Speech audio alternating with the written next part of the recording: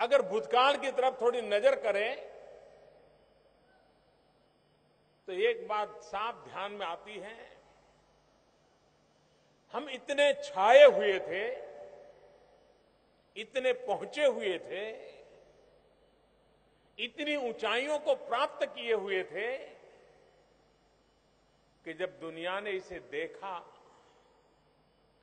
तो उनके लिए तो वहां तक पहुंचना शायद संभव नहीं लगता था और इसलिए उन्होंने मार्ग अपनाया था जो हमारा श्रेष्ठ है उसे ध्वस्त करने का, उसको नेस्त नाबूद करने का और गुलामी का पूरा कालखंड, हमारी पूरी शक्ति, हमारे ऋषि मुनि संत आचार्य किसान वैज्ञानिक हर किसी को जो श्रेष्ठ था उसको बचाए रखने के लिए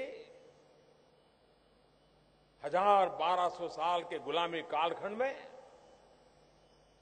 उनकी शक्ति खपती रही। आजादी के बाद जो बचा था उसे पनपाते, उसे पुरस्कृत करते, समयानुकूल परिवर्तन करते, नए रंग रूप के साथ सज सज्जा करते और आजाद भारत की सांस के बीच उसे विश्व के सामने हम प्रस्तुत करते, लेकिन वो नहीं हुआ।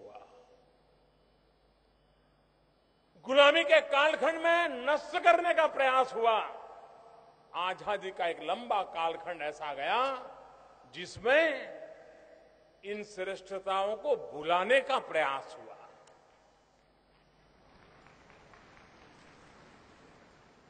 दुश्मनों ने नष्ट करने का कोशिश की, उससे तो हम लड़ पाए, निकल पाए, बचा पाए, लेकिन अपनों ने जब भुलाने का प्रयास किया तो हमारी 3-3 पीढ़ियां दुविधा के कालखंड में जिंदगी गुजारती रही। मैं आज बड़े गर्व के साथ कहता हूं, बड़े संतोष के साथ कहता हूं कि अब भुलाने का वक्त नहीं है, जो श्रेष्ठ है उसका गौरव करने का वक्त है और यही वक्त है जो विश्व में भारत की आन बान शान का परिचय करवाए। लेकिन हम इस बात को न भूले कि भारत दुनिया में इस ऊंचाई पर कैसे था। वो इसलिए था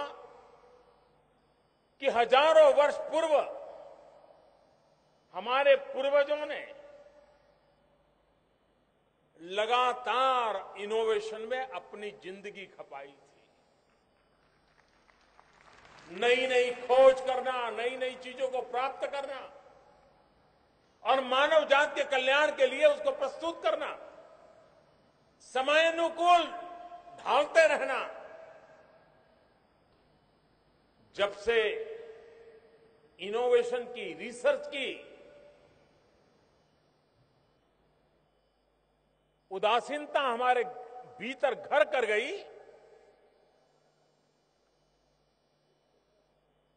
हम दुनिया के सामने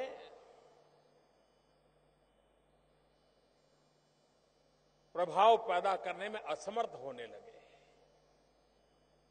कई वर्षों के बाद जब आईटी रिवॉल्यूशन आया, जब हमारे देश के 18, 20, 22 साल की उम्र के बच्चे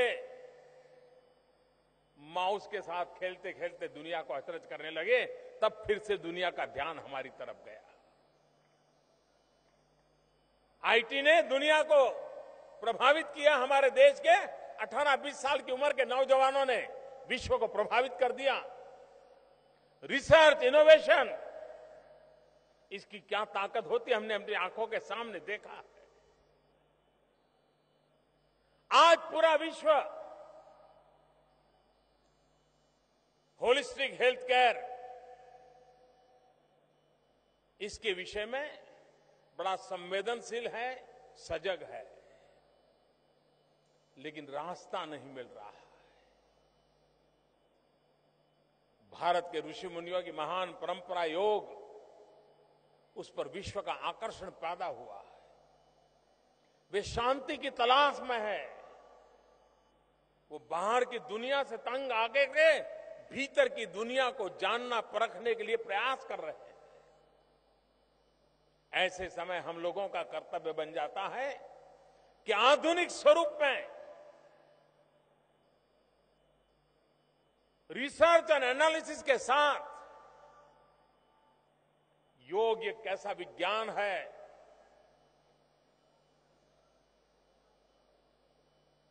तन और मन की तंदुरुस्ती के लिए, आत्मा की चेतना के लिए यह शास्त्र कितना सहज उपलब्ध हो सकता है।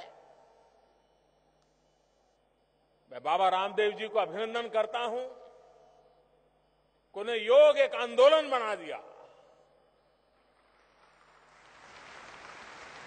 सामान्य मानवी में विश्वास पैदा कर दिया कि योग के लिए हिमालय की गुफाओं में जाने की जरूरत नहीं है। अपने घर में किचन के बगल में बैठ करके भी योग कर सकते हो, फुटपाथ पर भी कर सकते हो, मैदान में भी कर सकते हो, बगीचे में भी कर सकते हो, मंदिर के परिसर में भी कर सकते हो।